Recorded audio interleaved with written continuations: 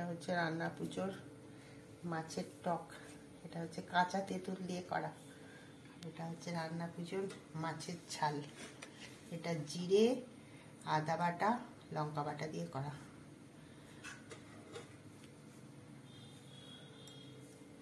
এই দুটো রান্না এখন পর্যন্ত হয়েছে। বাটা মাছ ভাজা, রান্না পুজোর মাছ ভেজে এই মাছগুলো কালকে হবে। আর এই যে মাছের তেল বেরিয়েছে এতটা। এই যে ঠাকুরের ভাত হচ্ছে,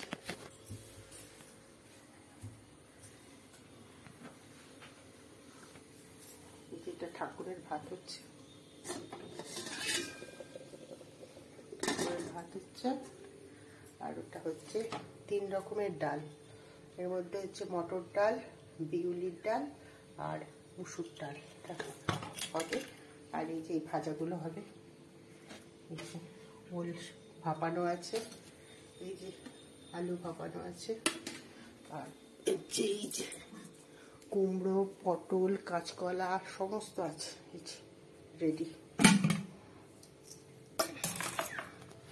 এগুলো সব ভাজতে হবে ঠাকুরের জন্য, ঠাকুর আর মানুষের খাবার ভাজা হবে। এই যে নারকেল কাটা চলছে।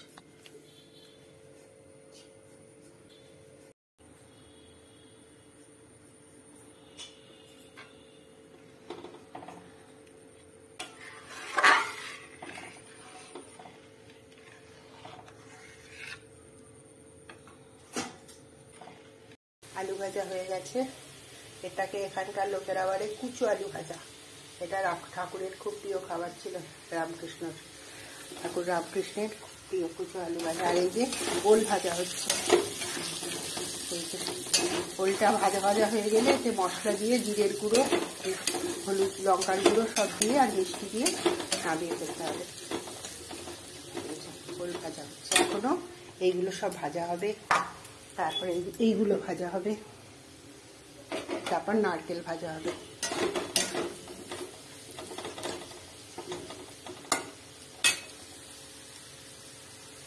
এটা খুব গরম রানী।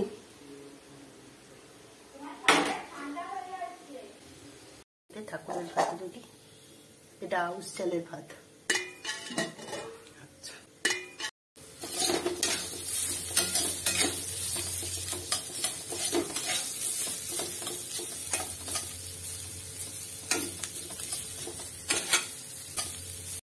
আজকে আমাদের রান্না পুজো হচ্ছে, পটল ভাজা হচ্ছে।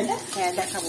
আর আজকে তো রান্না পুজো, আমাদের রান্না পুজোর মন্ত্র জানেন কি আপনারা? রান্না পুজোর মন্ত্র হচ্ছে অং বংশং ডিং ডং ডিং ডং। আর এই যে চিচিঙ্গে ভাজা হয়েছে, কাঁকরোল ভাজা হয়েছে, কাঁচকলা ভাজা হবে, কাঁচকলা ভাজা হবে, আর কুমড়ো ভাজা হবে, পটল ভাজা আছে, পটল ভাজা আছে, আর ভাজা আছে, আর নারকেল ভাজা আছে, ওখানে আলু ভাজা আছে, ওখানে কাঁকরোল ভাজা আছে, ওখানে আলু ভাজা আছে, ওখানে মাছ ভাজা আছে, ওখানে ডাল ভাজা আছে, ওখানে লেমন রাইস খাইছেন আপনারা? লেমন রাইস শত লাস্টে পাঁপড় ভাজা হবে, আলু ভাজা। আর হচ্ছে নারকেল ভাজাটা মধ্যে হয়ে যাবে। আর কুমড়ো ভাজা চলছে। ঠাকুরের রান্না চলছে, রান্না পুজোর আগের দিন। আজকে রান্না পুজোর সব রান্না হচ্ছে, কালকে মা মনসাকে ধরে আমরা দেবো পুজো হয়ে গেলে। নারকেল ভাজা হয়ে গেছে, রান্না কমপ্লিট। এবার ঠাকুরেরটা তুলে রাখবো, তারপর সবাই খেতে পাবে।